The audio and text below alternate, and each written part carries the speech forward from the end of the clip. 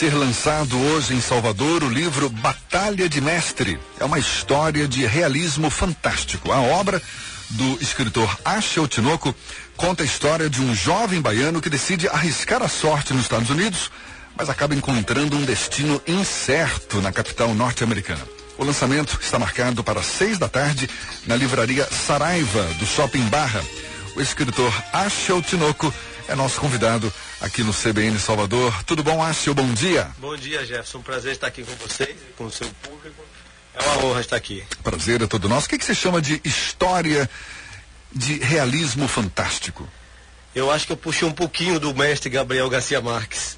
Eu sempre parto de histórias reais para o fantástico. Se você me conta uma história e eu pretendo escrever um livro sobre determinado assunto, eu uso essa história, mas vou acrescentando a fantasia, a fantasia desses assuntos, eu vou criando em torno disso. Porque nenhuma história você consegue contar 100% realidade. A gente sempre cria alguma coisa. Neste meu novo livro, por exemplo, eu falo de personalidades reais, como o ex-governador Nilo Coelho, o ex-reitor Germano Tabakoff, muitos colegas meus de escola das Sacramentinas, que eu estudei nas Sacramentinas. Então, eu fui criando essas histórias em torno daquele personagem que queria ir para os Estados Unidos, tinha um objetivo principal de fazer um mestrado em comércio internacional, e depois de se desiludir um pouco na Bahia, de se formar em agronomia e não ter muito futuro, achar que não tinha muito futuro, ele pensou, ou eu volto para tomar conta da fazenda do meu pai, que o pai era um pequeno agricultor de interior, ou eu vou trabalhar no serviço público. Esse personagem que você fala é o Caloan? Caloan Armedil. Mas o nome é fictício também? O nome é fictício. O personagem é real? O personagem é real. O personagem hoje mora nos Estados Unidos, mas o nome é fictício. Então eu criei isso de certa forma. Ele resolve ir embora para os Estados Unidos de um dia para o outro. E larga tudo, e sem dinheiro, sem nada, e vai tentar a sorte realmente. Porque nos Estados Unidos, quando ele chegou, o trabalho que tinha era lavar carro, ser garçom, entregar pizza. Subemprego. Subemprego. Que aqui no Brasil, jamais a pessoa se submete a fazer alguém que termina um curso numa faculdade. E ele foi, mesmo assim ele foi. E lutou, e batalhou, e fez tudo o que era possível para se tornar mestre. E se tornou mestre. Mas antes disso, evidentemente ele passou por todo aquele drama do 11 de setembro. Toda aquela tragédia, ele estava muito perto em Washington e viu muita coisa acontecer. Então ele viu aquilo muito de perto. Aí eu tento descrever um pouco daquele drama vivido pelos americanos, porque em torno do mundo ninguém sabia exatamente o que tinha acontecido, muito menos os americanos. Todos ficaram muito apavorados, até que os fatos começaram a se esclarecerem. Então, essa é uma história, eu acho uma história fantástica, é uma luta terrível. Agora, para você fazer um trabalho como esse, você está dizendo que se baseia em fatos reais, né? Tem, por exemplo, o escritor que decide fazer uma biografia, por exemplo, né? Entrevista a pessoa durante um bom tempo, né? Coletando dados e tudo mais, depois escreve a história dela. Isso. É mais ou menos assim que você faz também? Mais ou menos assim. Eu uso muito histórias, porque quando você está escrevendo, não tem como o escritor se livrar dele mesmo. Então você vai usando, por exemplo... Mas um biógrafo, por exemplo... Mas o biógrafo se atém aos fatos do biografado, o que o biografado conta. A biografia tem um problema, porque geralmente o biografado só quer contar aquelas histórias boas, belas, todo mundo é lindo, e não pode ser assim. Então, nessa história fantástica, a gente não tem esse compromisso de ser tão fiel à realidade. Por exemplo, eu falo muito da infância numa fazenda do interior baiano. Eu sou da cidade de Ibirataia e eu conto muito a história daquela época. Tem uma coisa interessante. Os anos 70, você não tinha ideia da ditadura. Um garoto de 12 anos, de 11 anos, de 13 anos, não sabia o que era ditadura. Até porque nem tinha tanto acesso à informação. Não tinha acesso. Né? O mundo deste Caloan era o mundo dentro da cerca daquela fazenda. E naquela época, você sabe que nós somos quase da mesma idade, você sabe que os pais não permitiam que os alunos assistissem, que os filhos assistissem televisão a partir das 8 da noite. Até 7 horas, 7h30 está na hora de dormir. Então e os pais protegiam muito os filhos quanto às informações. Ele ouvia falar que não, realmente alguém está nos porões da ditadura, alguém foi assassinado, alguém levou uma surra, mas você não tinha essa visão. Então a ditadura, na verdade, não existia.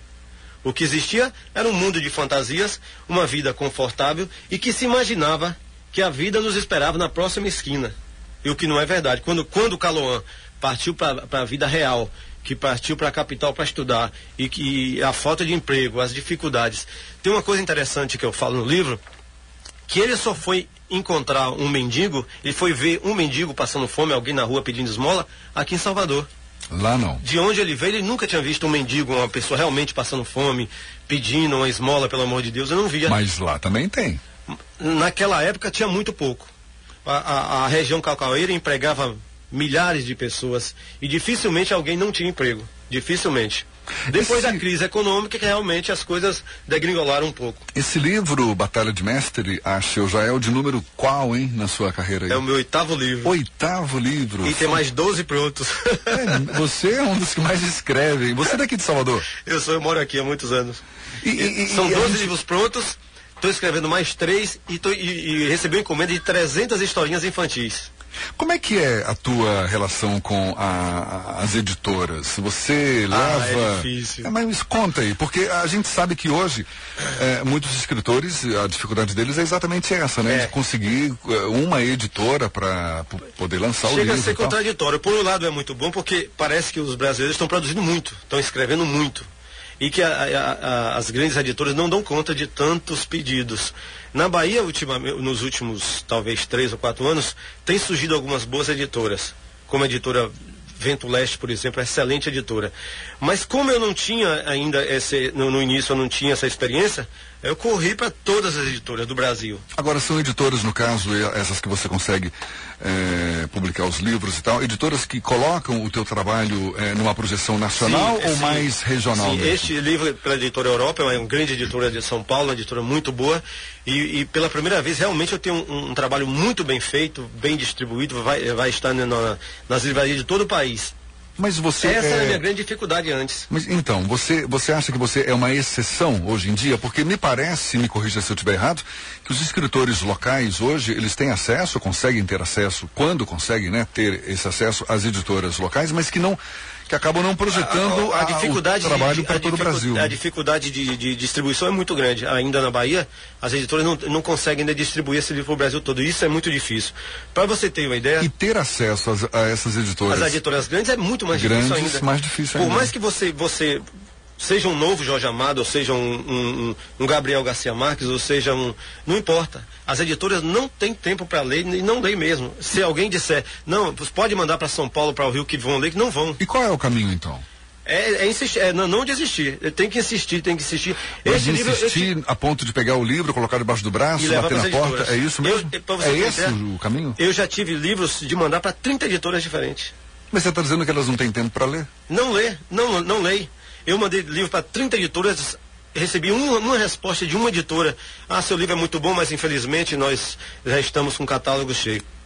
Então você vai conhecendo outras pessoas do ramo, tem que ter outros editores, outros escritores que possam lhe dar uma dica. E isso é muito difícil. Este livro, para ser bem sincero, eu consegui publicar esse livro porque um grande escritor baiano que eu não conhecia, chamado Aidano Roriz, que mora na Ilha da Madeira, em Portugal, leu o meu livro e gostou muito. E me fez uma crítica muito bem feita e disse, tem alguns pequenos erros que você cometeu, principalmente na descrição de alguns fatos nos Estados Unidos. Então, se você corrigir o livro, vou indicar seu livro, porque seu livro é muito bom. Você está falando deste livro, Batalha de Mestre. Se vai vender ou não, é outro problema, que aí depende do leitor. Mas nós temos, Jefferson, na Bahia, principalmente no Nordeste, a dificuldade, inclusive, de mostrar os trabalhos. Um espaço desse hoje que você está me dando não é uma coisa simples de acontecer, não é fácil. Muitas rádios, muitas TVs e os jornais principalmente, os cadernos culturais dos jornais da Bahia, deixam um pouco a desejar. Não costumam ter muito espaço para crítica literária, não tem isso que você está querendo dizer, né? Exatamente, porque se você lê um livro meu, você me faz uma crítica e você não gostou, você vai fazer essa crítica e eu vou tentar fazer um livro melhor. Agora, quando você diz que também depende do leitor, né, para garantir o sucesso da obra e tudo mais, como é que você define hoje o leitor de livros, aqui na Bahia ou no Brasil? Com o advento da internet, que apesar de muita gente achar que ia acabar com a televisão, que ia acabar com os livros, não. Eu acho até que melhorou, porque nós temos mais facilidade. De divulgação? De divulgação, e muita gente escreve. Ou escreve poesia, ou escreve livros, ou apenas faz um comentário, mas muita gente comenta. Os seus trabalhos estão disponibilizados também aí pela internet? Estão. Todos. E esse livro, esse Batalha de Mestre, vai ter as versões digitais. Já daqui, acredito, em 15, 20 dias, sai a versão digital. Inclusive, eu já tive um contato para ser traduzido para o inglês, para ser lançado nos Estados Unidos. Eu nunca nem sequer imaginei uma coisa dessa. Então, mas o escritor também não adianta que você não bota um livro debaixo do braço para o seu primeiro livro virar um best-seller, é muito difícil acontecer. Acho que eu dei uma dica aí para quem está querendo ingressar nesse mercado, que tem também o talento da escrita e tem essa dificuldade. Baseando em mim mesmo, o que eu posso dizer para quem está começando, para quem que gosta de livros, é ler, escrever. Muitas vezes é engraçado, eu escrevo um texto à noite, eu digo, nossa, como eu sou um gênio. De manhã eu vou ler e digo, nossa, que porcaria. Aí eu tenho que rever tudo de novo. Então, para você ver que não existe uma fórmula apenas. Você tem que ler muito. Você tem que estudar, tem que ler, tem que ter contato, tem que... Isso para escrever. Para escrever. Mas para publicar um livro. Para publicar o livro, é bater nas portas das editoras, mandar os livros, pedir, ou então você tem que pagar pelo próprio bolso. Eu já fiz isso muitas vezes. Meu primeiro livro é muito engraçado, porque eu quis lançar um livro, como se diz, de arromba. Fui lançar no Hotel da Bahia. Entrei pelo cano, vendi meu carro para pagar a conta e até hoje eu sofro. Então, às vezes porque o autor novo tem muita ansiedade. Tá certo. Olha, hoje vai ser lançado esse livro, Batalha de Mestre, é o oitavo livro de Axel Tinoco, que já tem 13 outros. É faceado pelo saudoso e querido amigo Moacir Sclia, que é uma pessoa extremamente atenciosa. Morto recentemente.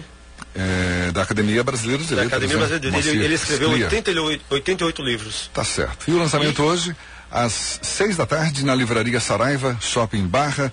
Escritor Axel Tinoco conversando com a gente aqui no CBN Salvador. Axel, muito obrigado. Obrigado a você pelo espaço e espero contar com os amigos, com as pessoas que gostam de livros, que dê um pulinho lá que vai ser bem legal. Maravilha, sucesso e que venham novos livros, certamente. Com certeza.